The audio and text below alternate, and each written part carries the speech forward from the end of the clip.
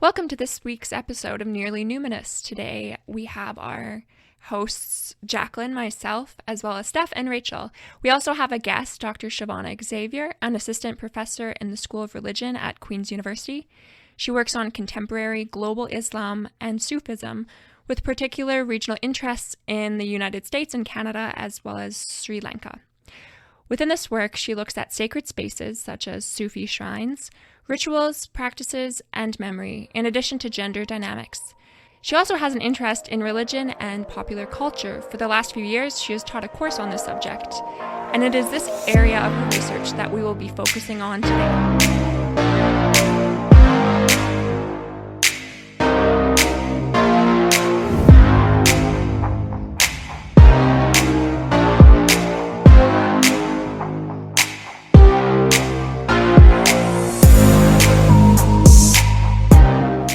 So in the last few months, a lot of us have probably spent a lot more time streaming sites like Netflix, and between Unorthodox, Warrior Nun, The Chilling Adventures of Sabrina, we're seeing a lot of religion and spirituality being alive and well in Netflix new TV shows.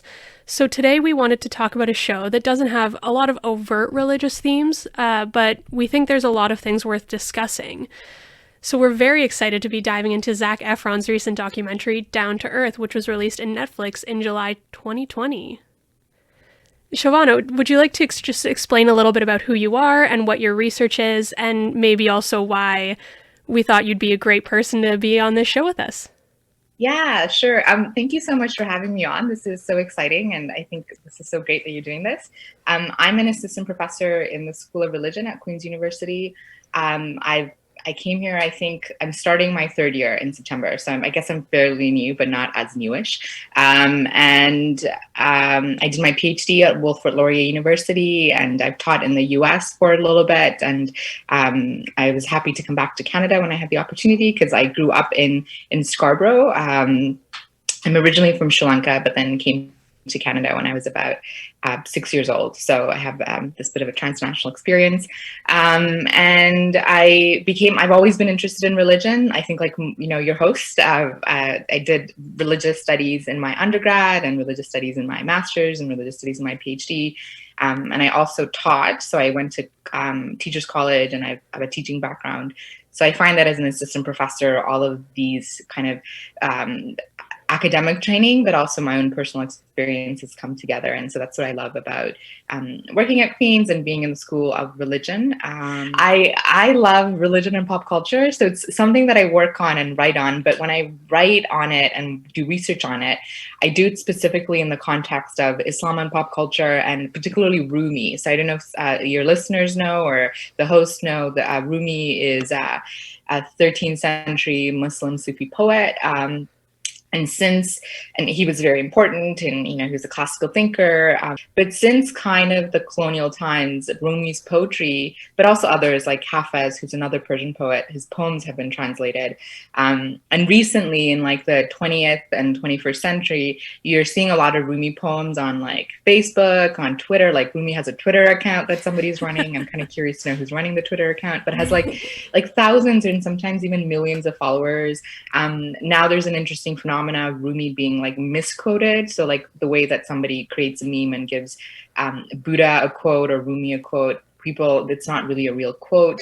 And famous people are, quoting Rumi or having Rumi tattooed on their body. Like Brad Pitt has a Rumi quote on his body that's tattooed. We don't even know if it's like an authentic Rumi quote. So like I'm really interested in that. Like, and I'm really interested in thinking about how Rumi is translated and how Rumi is like this huge pop cultural icon, but he becomes pop cultural icon at the cost of like his Muslimness, right? He becomes a universal guru. He becomes a universal new age kind of figure. But in the process of that happening, he often, like, his Muslim identity and his idea of what Islam is as a universal identity is like purged or erased. And I find that very interesting in a time when global Islamophobia and anti-Muslim hostility is so rampant. So just as like the political and social height of anti-Muslim violence, you also have someone like Rumi who occupies, Amazon and New York Times bestseller. And like, how does that happen, right? And so it's a Rumi that is not Muslim, but a Rumi that's universal and for the New Age market, right? And so I find there's a disconnect there. So I guess before we dive in, we should maybe give a bit of an overview of what the show Down to Earth is for those that are tuning in and maybe haven't watched it yet. So to give a very brief overview, it's a documentary frequently referred to as almost a travelogue by Zac Efron and his co-star Darren Allian. So obviously we all know who Zac Efron is, at least I hope we do. Teen heartthrob, still a heartthrob even though I'm not a teen anymore. And we've got Darren Allian, who is a businessman, self-proclaimed wellness expert, and author. He wrote a book that is very heavily promoted throughout the show, and that seems to have a lot of controversy surrounding it. So his main thing is that he's super into superfoods, and he also promotes these kind of alternative wellness, and he works a lot with promoting vegan diets, all that kind of stuff that you see coming out of Hollywood wellness experts. So something that I saw when I was doing a bit of research outside of this show was that he's often referred to as kind of the bro version of Gwyneth Paltrow, which I think comes through a lot throughout the show, especially when he says bro every 2 sentences. So in this show, they travel from different countries. They gather insights into what they believe will cause this kind of sustainable revolution that the world needs. Throughout this, they interact with a lot of local cultures and customs. They eat a lot of strange foods. And it's a little bit of a fun insight into what happens in some of these other communities. Yeah, so obviously throughout the show, there are quite a few instances where Zac and Darren interact directly with religious or spiritual themes. But there are also quite a few examples that we've all noticed that may not seem so obvious. So, for example, and this is in my area of research, I noticed that a lot of their discussions on nature had this reverential aspect to them, sort of framing nature as sacred even when it's not tied to local religious traditions at all. Like when they're talking about the power of growing local food or waterfalls or just the beauty of nature. And I was wondering what other perhaps non-obvious things you guys might have noticed in the show. So I think one of the big ones for me that I noticed was just the idea of pilgrimage and how heavily we place there's a lot of pilgrimage and journey within the show itself and a lot of growth and learning that seems to happen regardless of opinions on that growth and learning. So I'm really excited to dive a little bit into that one. Yeah, so the last episode, we talked about how the Numinous kind of deals with this mysterious yet familiar kind of entity. And so it just reminds me of like the opening of the show. Zac Efron uses this like David Attenborough voice to kind of open up the show. I wish I could like do that as an example, but I can't really do accents. And so just like making...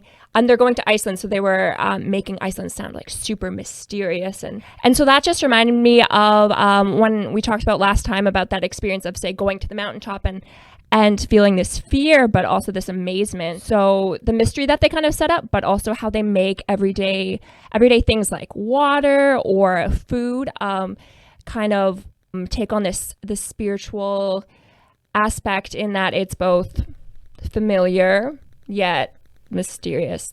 Yeah, I think some of the examples that you all mentioned, I think those are things that I've thought about. I really thought that the idea of like food was interesting, right? Like I think food as a spiritual experience, as a ritual experience, because I think everywhere they went, from like being in Iceland and boiling the eggs in the volcano, like the soil, to even like being in the Amazon or ingesting ayahuasca, though ayahuasca is not necessarily a food. But, there's something to do with kind of food practices, especially, I think, as Stephanie introduced Darren's kind of, I guess, crusades for diets or whatever, these like super, super healthy diets as he's presenting them. So I think that was interesting. But yeah, I think there was... I I just found the whole thing to be like, and I guess this is what religious studies scholars do and students of religious studies do, just you see something and you could only see through the lens of religion, right? And so I think for me, the whole thing from beginning to end just felt like, oh wow, this is definitely has to do with religion. And I was like trying to figure out ways to incorporate it into my religion and pop culture class, and beat on nature, beat on food, even beat on commodification, right? Like, I don't know if you all noticed, like, but Zac would have his Visa card that he would like try to promote, and like say like how much of it is like how much are all of these things commodified, and what is the role of like commodity and consumption and in religious practices and things like that, right? So yeah, I think these are all like amazing themes, and we're barely scratching the surface of what was kind of presented to us in this docuseries.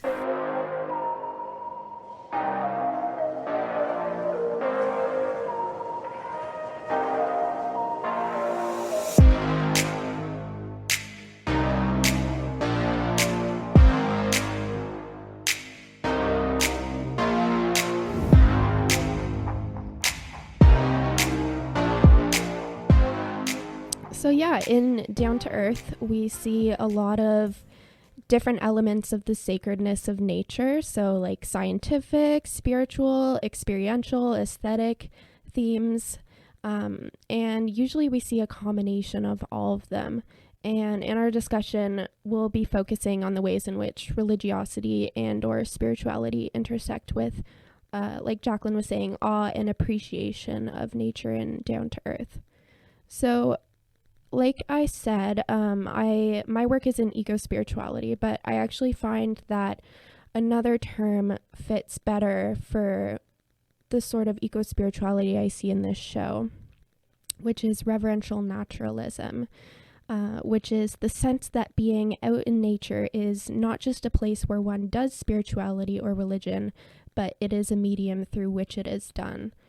And I think that really captures the aspects of awe and appreciation that are so often important in eco-spiritual practices and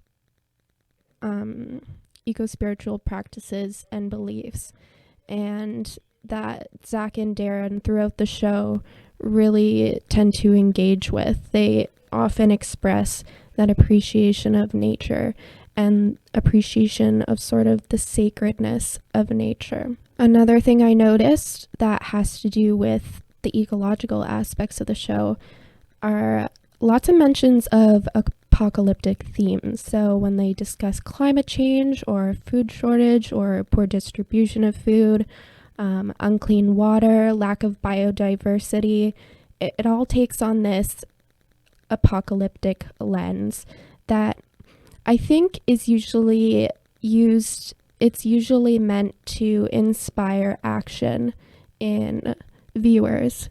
Yeah, so apocalyptic themes are, of course, like part and parcel of climate change discussions. And when they are used, they're usually meant to place emphasis on action, which the show does quite a bit of the time. But even when they are using this refreshing emphasis on action that a lot of shows talking about nature don't and climate change don't have, they're also showing this naive ignorance of the barriers to action. It's a very optimistic show without discussing all the ways in which the solutions they presented might not work out or might not be put into action.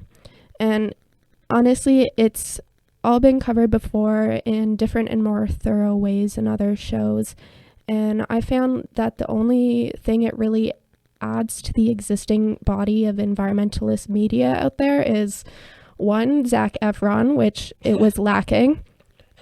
I know, they only showed him with his shirt off like once. And two, a more mainstream platform for broadcasting these ideas, which of course is very helpful and useful. But as a result, it's also pretty watered down. It's a shallow look at worldwide problems, which happen to have incredibly complex and deep-seated issues. like the solutions that they found, they didn't really present why those might not work. They didn't try to problem solve. I noticed that they never really discussed like the structural institutional barriers to promoting sustainability as well. Like they talked a lot about they showed a lot of examples of some of the ways in which people in their communities are putting sustainability into action, but they never really discussed why other communities might not be doing that, whether it's money reasons or a monopoly on energy sources in an area. There are always downsides, or there are always barriers to things that they never really discussed, and I think that was a mistake. Their way around that was almost like a tokenization of especially Puerto Rico. They kind of presented it as almost this solution of, well, if this poor country can figure it out, why can't everyone else? Yeah, just do and it. that was their approach to it. Yeah. I think I definitely agree. And I almost was wondering how, like, it was like presented in a binary way, like very much the way early religious studies scholars studied, or like anthropologists studied, of like positioning the East and the West, like the quote unquote primitive cultures versus the modern Western cultures, right? And the way that certain topics, like you're saying, when they went to, like the way London was presented versus the way that like Puerto Rico was presented, right? Even though they're borrowing and like are engaging in different sites, I do feel that there were unsettling moments, especially when you have like two men, and like white men, who are going into these spaces and occupying a very gendered and raised position, and they're encountering these ritual practices and are having these moments that seems like at times I felt more with Darren and not with Zac as much. And I don't know if it's because I'm trying to be protective of Zac, but like Darren came off more of like someone who like was walking into spaces as like a white savior and had like more of like an audacious presence in some of these moments, especially with like the ayahuasca ritual and all of these things.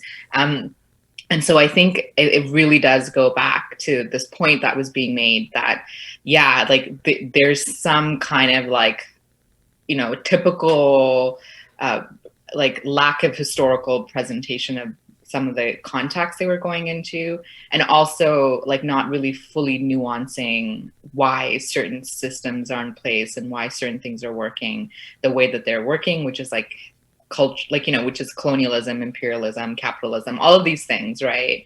And I thought that was really, that was like, you had to really pay attention to pick it up, because you're kind of taken away by the scenery, and you're kind of taken away by the cinematography, and you're really taken away by the music and the easygoing feel of like Zac and Darren's relationship, where if you really got to pay attention to be like, oh, maybe this has more to do with like, you know, quote unquote, global world order, or like, you know, people talk about first world and second world, and, you know, these problematic categories, or maybe this has more to do with like post-colonial realities, or this has more to do with capitalism, then it's just like, oh, we could all just become vegan and then therefore maybe solve this one problem, or we could all just, you know, try to figure out how to filter water, or we can maybe like have ideas of belief and make it very personal and individualistic, right? Like I do agree to some capacity that these are like it's great that it's on mainstream media, but yeah, I don't think anything was resolved at the end, right? Like there was never resolutions at any of the end episodes,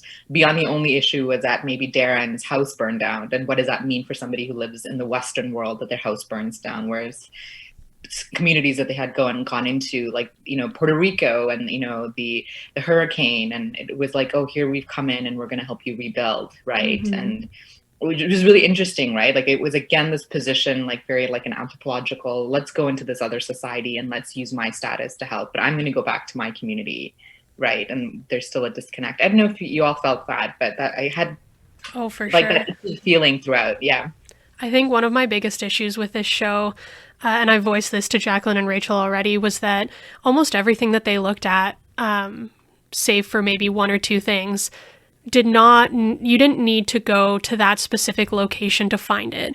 So you look at a lot of the sustainable initiatives that were happening, they're happening in the US, but that's not a show that sells.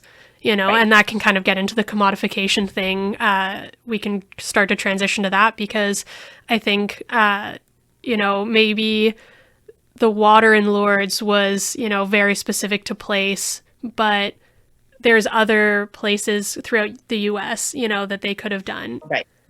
Yeah, absolutely. I mean, if you're going to talk about water and water issues, why don't you go to Flint, Michigan? Do you know what I mean? Like, why do you need to go to London and talk about how, or European countries who are offering free water on the streets? You could do the other reality that like Indigenous communities don't have access to water in the North American context, or that Flint, Michigan has had these water situation for all these years and the government hasn't done anything. Like why? But that's the religious studies. That's like the anthropological. Like we need to go to the exotic other, right? Like it's harder to be self-reflexive and look internally within our own context because it's not exotic enough. Like it's too much in our backyard. But like as the expert, you need to go to another context and colonize or not colonize, but you know what I mean? You need to you can't be the native studying your own context. You need to go to something far away and then embed yourself there and then to extract knowledge because you then become the expert who speaks for that context. And there were moments that felt like that throughout this show, I think, for me, at least for me. Yeah. And especially like Darren, I noticed he would often interrupt the experts, which was kind of interesting. Like, because he's an expert, of course, right. Expert in quotation marks. Exactly. Yeah. So like you're going there and then like you're not even going to listen to them. That's really weird. Exactly. Yeah. Especially once he starts drinking. Like I think there was one moment, and I want to say they were in Puerto Rico, and then they were taking sap from a tree, and the individual, like the local expert, the Indigenous person is like explaining, but it's presented as like Darren is telling the rest of the crew, like these are like you consume this and it helps you with your back pain, or it does this or that, the other. And like, Darren, you just showed up off a boat. Like, who are you, right? Yeah, well, I even think, too, he, in an interview, he even admitted that he didn't wait for the experts to tell him these things. He went and learned it for himself, Right. Which, I mean, we've all spent a lot of time in university already here that I think we can say that that's not how it works, Right. Yeah. And that's that itself is a colonial complex, whether we name it or not, right? Like the extraction of knowledge, the positioning of oneself as the expert. I mean, these are the things that we critique now in people, like in religious studies and in these other fields, right? Where we want to think in decolonial ways and think about epistemologies that are coming from people who actually are experts in them, as opposed to being the supposed intermediary and translator just because your body looks a particular way or you have a particular social status or national identity. And I think like Darren embodied everything, all of that for me, and it was so annoying throughout the show. But yeah, I'm being hard, but yeah.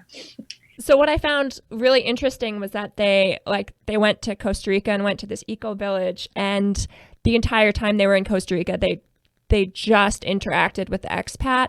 And there was this one scene where they were like on this boat going somewhere else, and there was some like I think Indigenous people like driving the boat, but they don't actually ever talk to them, and they kind of like zoom in on them. They show a lot of the locals in a lot of shots, and I even wondered if they were getting media releases for it, because it was usually just on a boat going by and stuff.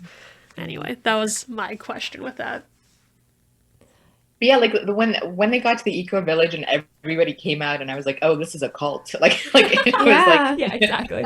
Like it felt like, oh, these are people, and then so the fundamentals that everybody eats from whatever's around them and cooks and like lives in sustainable ways and are being productive. I think the essence of that idea is so important. But I mean, it was like so co-opted by the fact that like nobody's wondering why are these expats here and occupying land that's not theirs. Mm-hmm. And having this supposed spiritual experience and like living in spiritually sustained ways, because the way that they were saying their like supposed grace before they ate, they were holding hands, they were in a circle, and all of this becomes this really spiritual, awe-inspiring moment. But the whole time you're like, wait, none of you actually like are from here originally. Like you've had the power and capital to move, like you say, get on a plane, get on a boat, and then move and like potentially displace people, and have now taken up this space, but it's not yours. Like, what does it look like to do this in your own land where you're from? Like, why are you not willing to save America or wherever you're from, but you're okay to go and displace somebody else and then take that space and live in like the language of being spiritually grounded and one with the land and all of that. That episode and that scene is still in my head when they all come out. And I was like, oh, okay. Yeah, and when Zac Efron's like, dude, shut up, there's chicks coming. Oh my Exactly. God. Exactly. Which really, as you say, like really presents kind of the masculine gendered way that both Zac and you folks were saying in the beginning that like Darren's always like bro, and they're having like really weird conversations when it's one-to-one, and sometimes it feels like they're having a father-son relationship where they're working through something. Other times it feels like they're just a bunch of like quote unquote dudes like unleashed and are having like weird moments, right? And so I think like the fact that there was just such a masculine perspective and it was gendered in such like a heteronormative way, it was also like fascinating. And you're right, like when they're like, oh look, there's chicks on the shore and they're waving at us, it was just like, like this is not cool, right? And then at one point, I think just after that, he was like, oh, there's some dudes with long hair. Okay, cool. Yeah. Yeah. Exactly. Well, and even like when they're trying to have heart-to-heart conversations, especially in the last scene of the last episode, when they're sitting in the car trying to have this heartfelt discussion, there's an F-bomb every other word. It's like, oh, don't forget, we're bros. Like, we're going to be touchy-feely, but at our core, we're cool dudes. We're just bros being dudes traveling the world. Right. They should just use that as a tagline for the show, right? Which is essentially what it was. Which is interesting because I think, Rachel, to your point, I wonder how much of it is like they were playing up their hyper masculine, like they were being hyper masculine to kind of change this narrative that like like, like, because we usually associate spirituality and ecological movements, at least in a religious sense, to like ecofeminism and tied it to like a quote unquote like socially constructed feminine tendency. So I wonder how much of that they felt that like these are discussions and these are like movements that are usually gendered in very feminine ways, if in this binary sense, and they felt that as like men they needed to come with like masculinity but hyper masculinity to kind of like to insert themselves, right? To almost make it like, oh, this could be a bro dude thing too. Like we could be dudes about it and talk about ecology, talk about like nature, and not make it seem like gendered in such like a passive way, right? Like, what do you think about that, Rachel? Because I'm curious since you researched this. That's a very good point. And I think that that masculinization, is that a word? Yeah, you could totally Sure. claim it.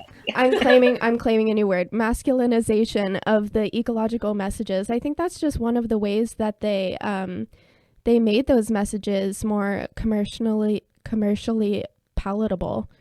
That's how you pronounce that, right? I'm doing well. Yeah, doing so good. Yeah, totally. Yeah, I think that's one of the ways they managed to make, or they tried to make those messages more commercially palatable. And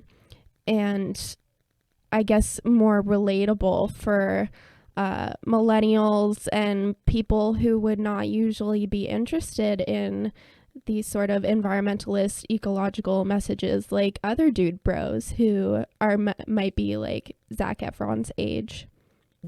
I think it's interesting too, though, that on the note of when they start kind of interacting with more spiritual things and more things that we typically associate with the kind of the feminine identity, they shy away from it a lot. Like when they go and do the ayahuasca bath, they don't really go into detail about, spiritual experience or things like that. Even in the Lourdes episode, Zac maybe says one sentence on, wow, this feels like a very spiritual place.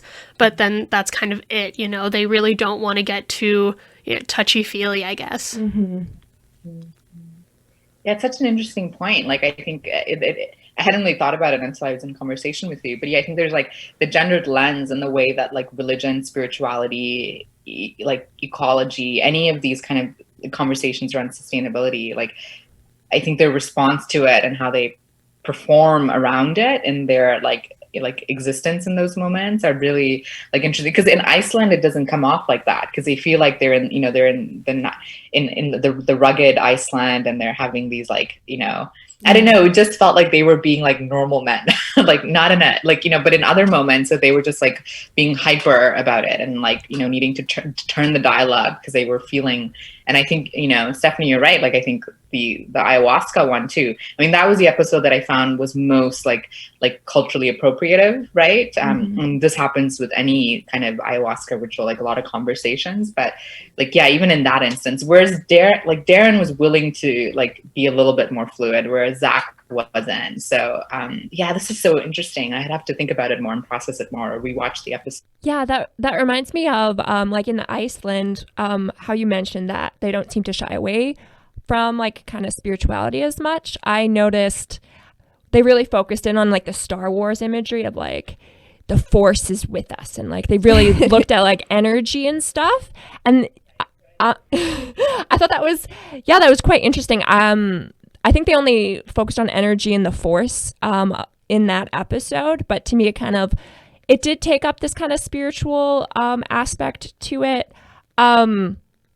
Yeah, just because they were talking about like the energy below the ground of Iceland with like the volcanoes and stuff, but then they were also talking about green energy.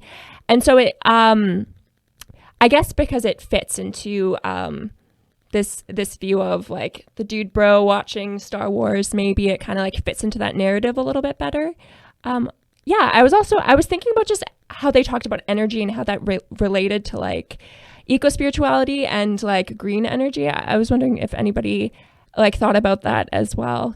It'd be interesting to know like more specifically what you mean, because I do understand that there's a lot to do with energy in the idea of like religious experience, and especially with kind of like the SBNR community, what that idea of energy means, even, the idea of like grounding.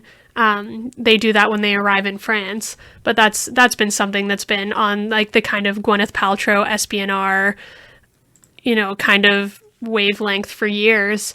And you see it more. I'm kind of interested actually that they did that in France and not in Iceland, because you'd think like the idea of gathering energy from the earth, they'd really want to do that kind of thing in Iceland. But like what kind of things were you seeing with that?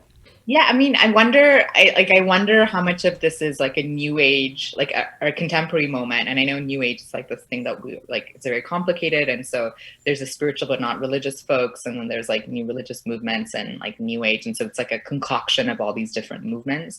I wonder how like energy is like an easier word to use, right? Than like it's more palatable, it's a great word, to our like contemporary sense of like science and like modernity, where like you like, I guess some people would use energy in the new age sense, but that's also informed by like a contemporary scientific like discourse, right? And so like what would be the adjacent word of energy in religious studies? Like spirit or exactly yeah. Spirit, yeah, or like God, right? Like because you don't like, there's never mention of a God throughout. There's like the idea of like an energy or a force, as you're saying. And even with the Lord's episode, it's like more focused on the Virgin Mary and like the actual experience of I think Bernadette, right, who had the like miraculous vision and the water. But it's like even like Zac is like struggling to say this idea of like, are you praying to a God, like, or something that's out there? So I don't think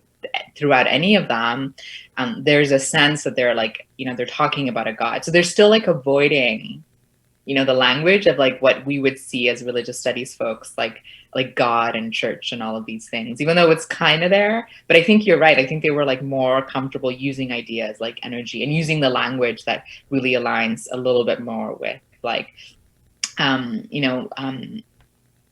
ecological movements. But I don't know, maybe it's because of Zac's generation, like who knows, right? Like I don't know if it's a generational thing. I mean, Darren definitely doesn't seem it doesn't seem into like religion beyond like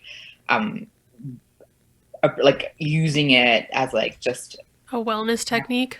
Yeah, exactly. Like, because the one scene I remember of him is when they were both on that roof and like where I forgot where they were staying, but he just like made Zac do some breathing like meditation in the morning.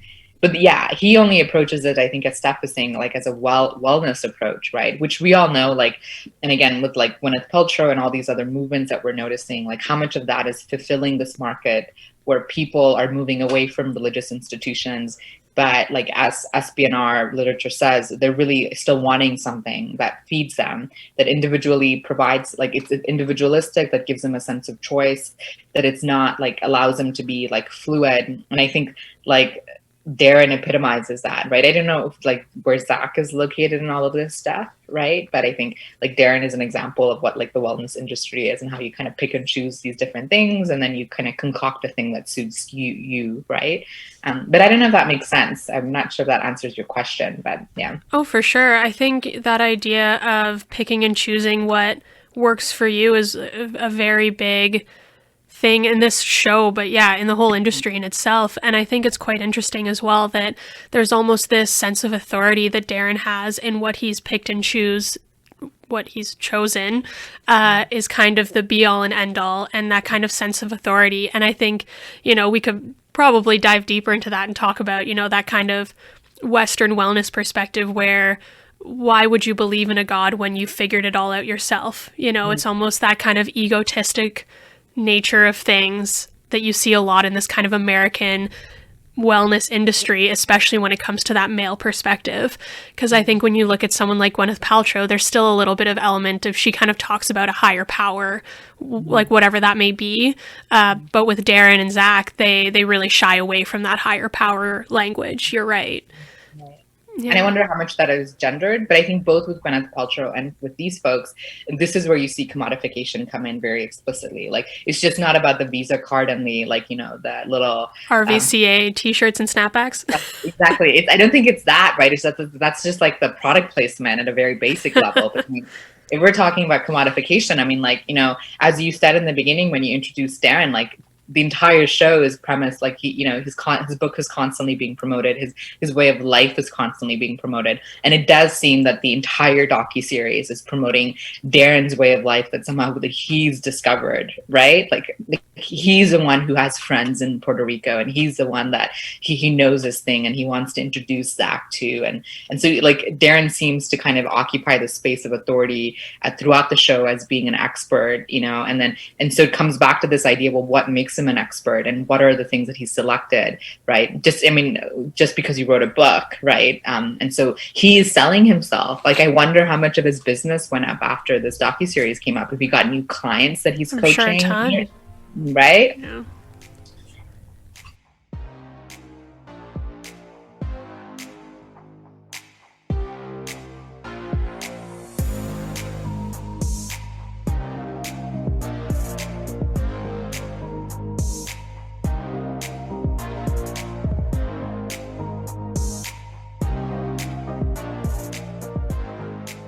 All right, so this is maybe a good area that we can start transitioning to the idea of the episode on Lords, because I think that this idea of kind of disrespecting, maybe that's a strong word, but not fully respecting authority comes through a lot in that episode, just on how they frame it.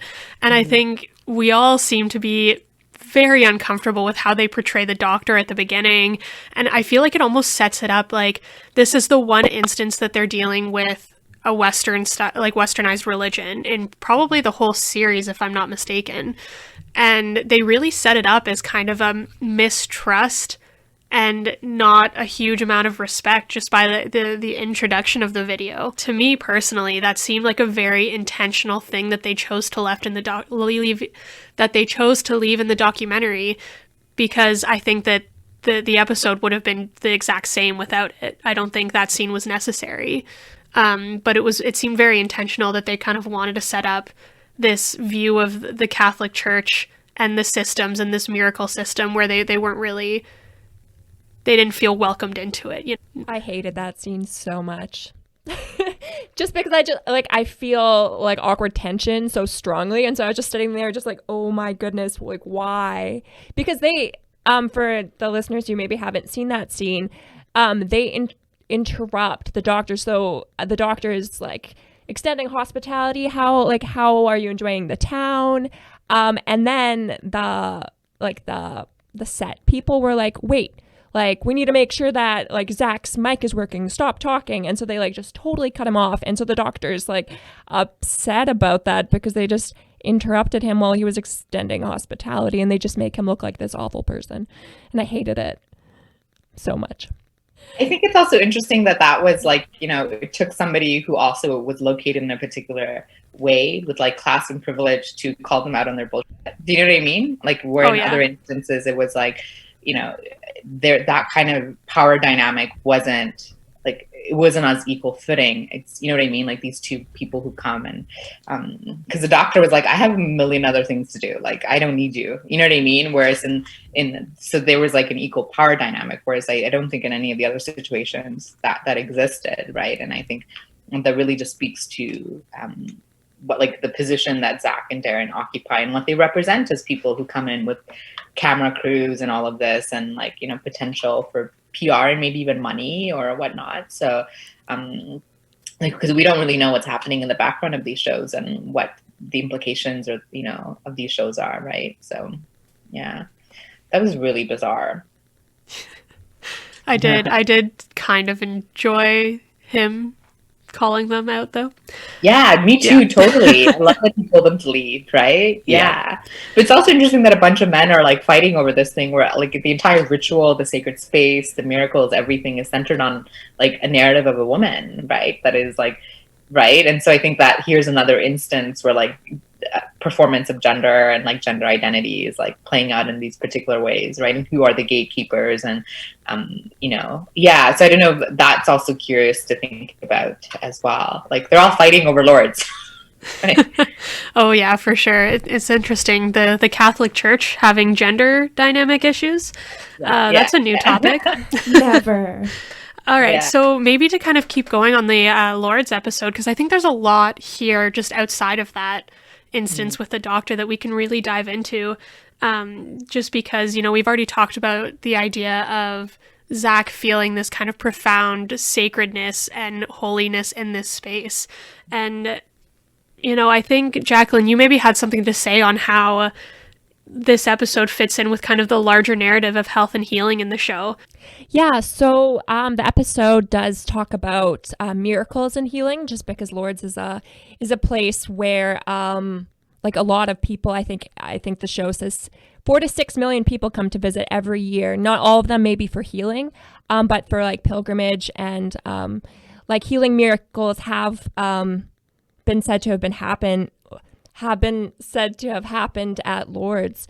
And so so the doctor was talking about the various ways that the Catholic Church kind of like tracks miracles at Lourdes, because I guess a lot of people come and maybe they experience some sort of healing, but in order for the Catholic Church to consider it like an official miracle, it has to go through a bunch of different steps. So it needs like a diagnosis. It needs to have not been like just a cold. It needs to be just unexpectedly gone immediately. And so I was just thinking about like the show focuses on health and wellness and kind of healing as well. Healing through food. There's the episode in Italy, I believe, where they're talking about Zac obsesses over carbs. Yeah. I get it. I also love carbs. Yeah, they eat a lot of pasta. So like there's the population, they go to this town where there's a lot of, what's that fancy word? Like where a lot of people live to be over 100? Centarians.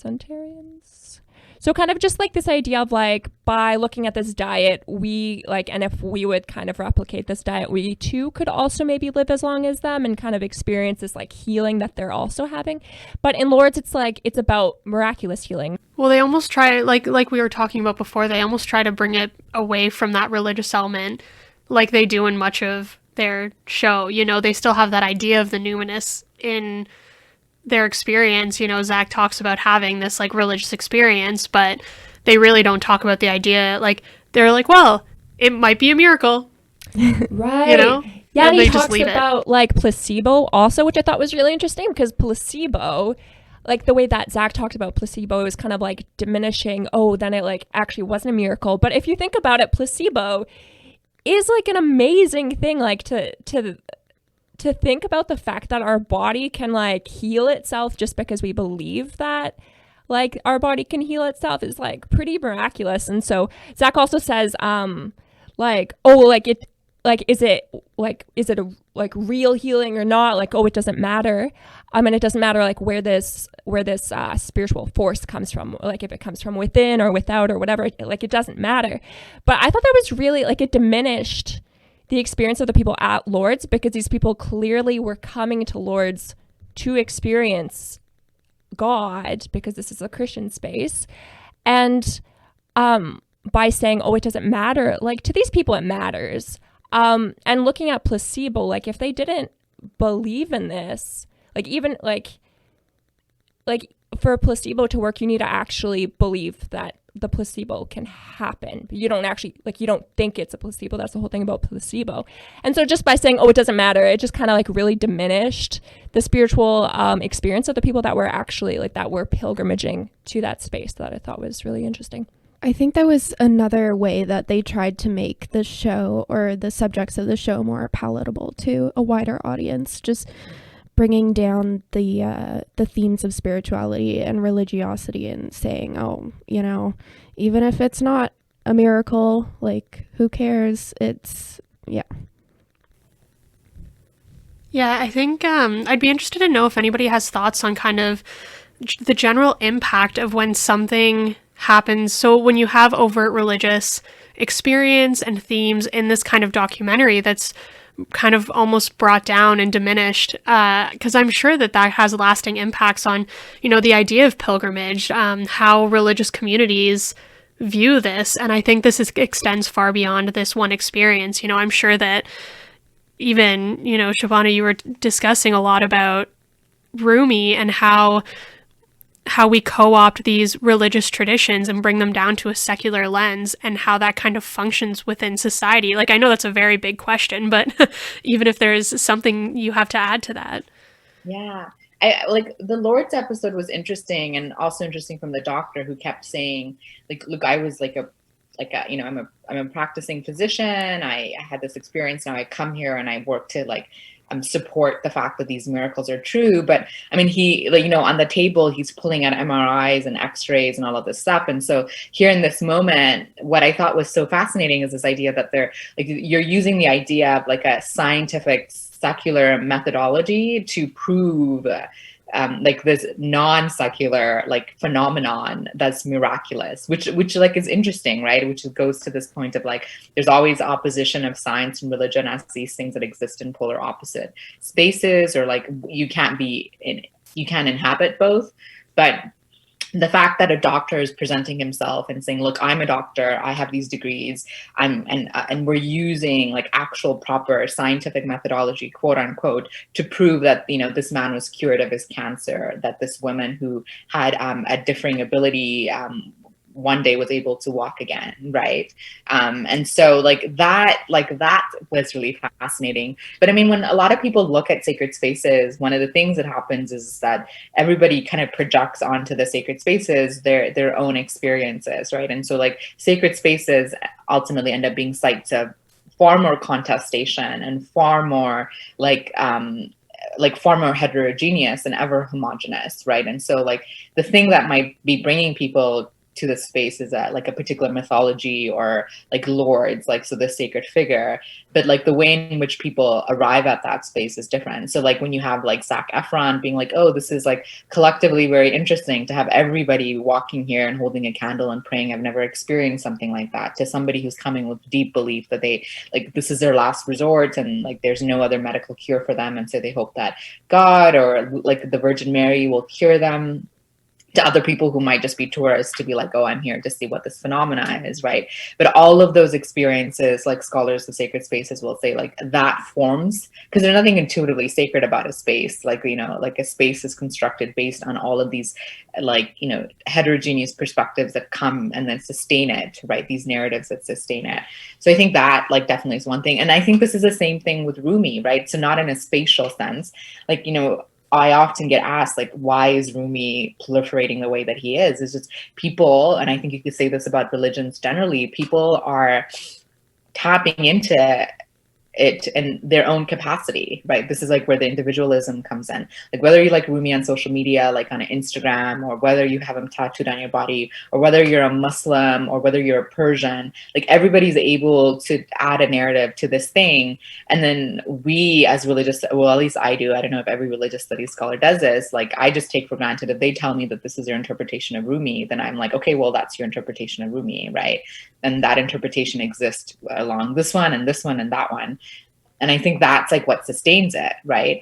So I don't think the Rumi now is like the historical Rumi at all. And I don't think the Rumi on Twitter is like, but it doesn't matter for me, right? Like I'm not like looking for the real Rumi. Like I'm looking for the Rumi that it's become. In a similar way, like I'm looking for lords. Like I'm not looking for the historical authentic lords, because I don't think that's an interesting question, or it's not as fun as trying to figure out who lords has become, like the science around lords and like the mechanisms around lord, like the hierarchy and the church's institutionalization. Like that tells a far more fascinating narrative, and what the pilgrims are projecting onto her, I think, is far more fascinating than ever. Like I don't really care about lords as like whatever figure that she was, or of course I care about Rumi, but I don't really care about Rumi. And like, you know what I mean? Like the 13th century Rumi, like I'm really fascinated by the 21st century Rumi, because I think that there's just like, what is happening? Like, I want to know like how this happened, right? And I think as someone who does pop culture, like I'm like invested in like the evolving nature and the new narratives and like the layering that happens. And I think that was kind of what was fascinating about Lords, is like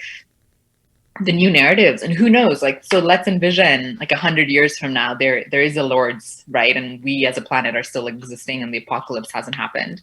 Like what would that look like, right? Are we going to be talking about like a cyborg Lords, or like, you know, like what would be future instancy, like iterations of these phenomena that we're talking about? Because the transformation of these practices is what sustains them. And so as long as people find meaning to add to these narratives that have existed for hundreds of years, then that's going to sustain. And the meaning is never going to be the same. And I think this is precisely what like scholars of religion are interested in. Like, what is the meaning that people are constructing? Because then that then gives us a way to look back and see, well, what are people interested in, right? Like we are fundamentally interested in people. Why are people doing the thing that they're doing, right? Why do you need science to prove a miracle? Right? Like what's that about? Why does Rumi need to be on social media? Like, why does he need an Instagram? Like, what's that about? Right?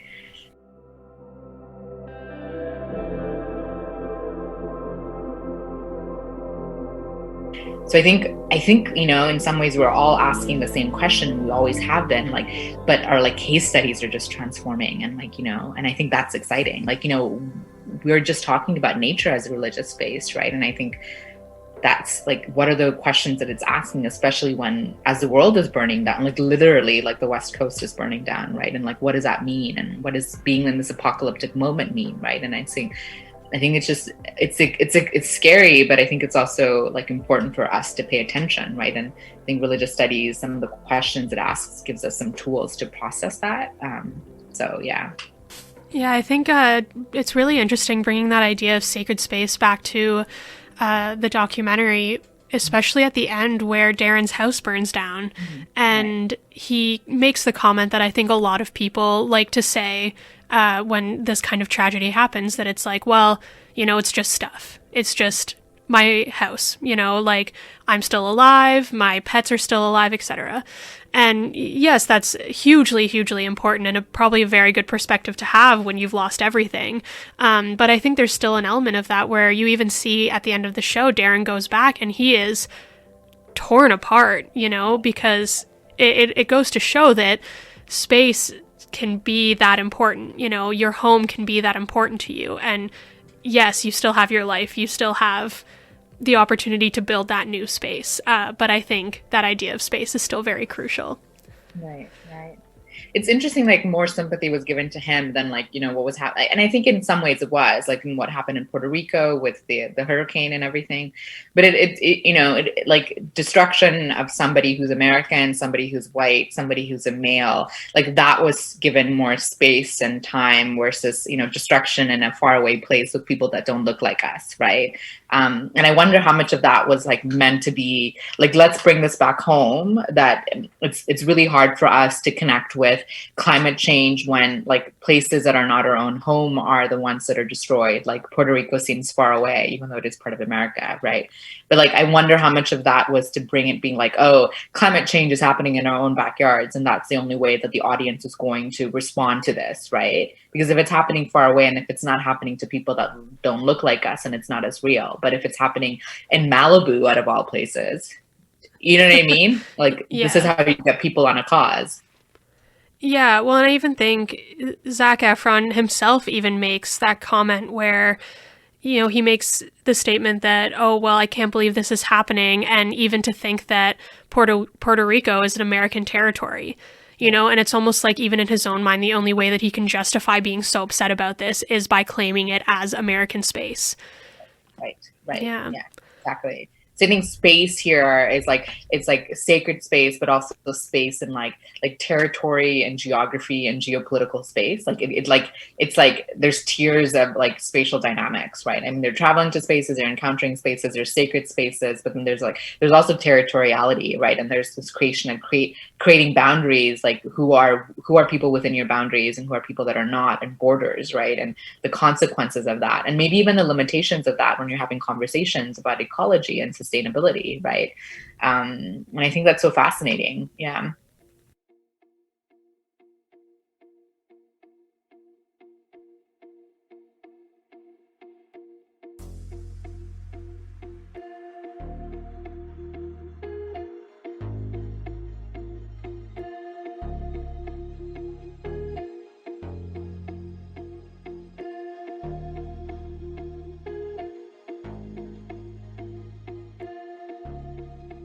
I just wanted to say before we move on, I don't know about the sales or anything, but I looked up the Google Trends for Superlife, Darren's book, and the Google searches for it positively boomed in the week after the show was released. So I'm not super surprised about that, but even now, a couple months later, the Google Trends are showing like heightened searches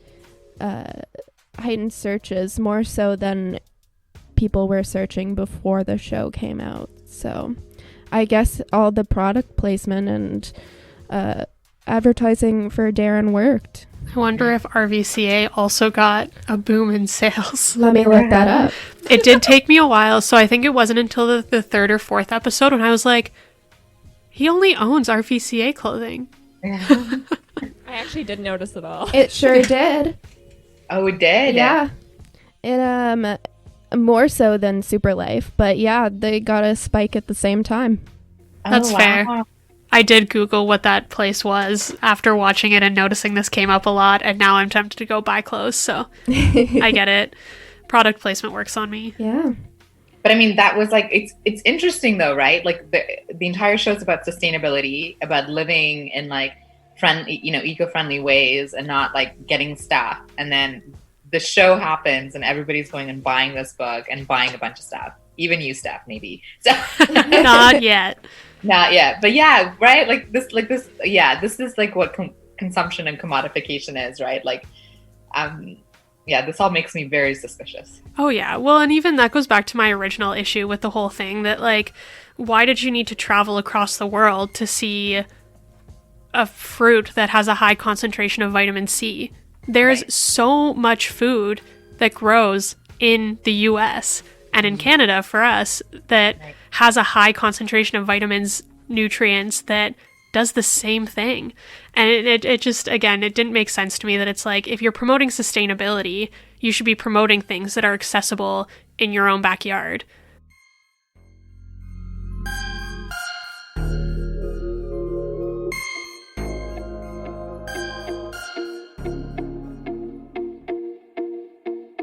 I think in some ways it was interesting to watch. Like I was texting with a friend who is a prof in kinesiology and who does environmental, like focuses on the environment. And so we were just having like really interesting conversations. It was kind of curious to see what are the things that she was picking up, what are the things that I was picking up.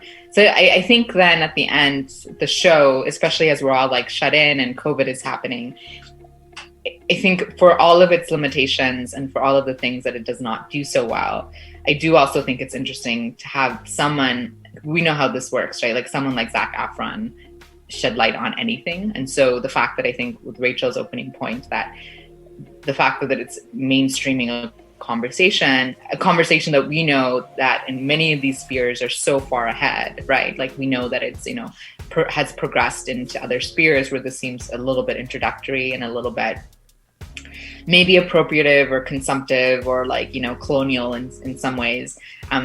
It is interesting that this is like the attempt to get it at the forefront and get people to talk about it. And especially for people who, I think someone like Zac Efron has like a platform, right? And I think that's important, right? I mean, I don't want to diminish that either, right? He may not be I may not be his audience, but his audience may be people who are in their teens or in their 20s, right? And I think that in some ways it's still work that matters, yeah. One of the things I loved about it is that we were all stuck at home and we were being exposed to places that we couldn't physically have access to, which also says a lot about us as individuals and our capacity to travel. Like, what is travel going to look like post-COVID, especially if we're going to all be hungry and desperate for travel? Like, how much is that going to how much of that is going to further be a catastrophe for our ecosystems and for the environment, right? Because now we're like not traveling, and now all of a sudden, if everybody has the urge to travel and has the capacity to, like, guaranteed that's going to create some kind of environmental damage that's also going to be difficult to recover from, right? And so, yeah.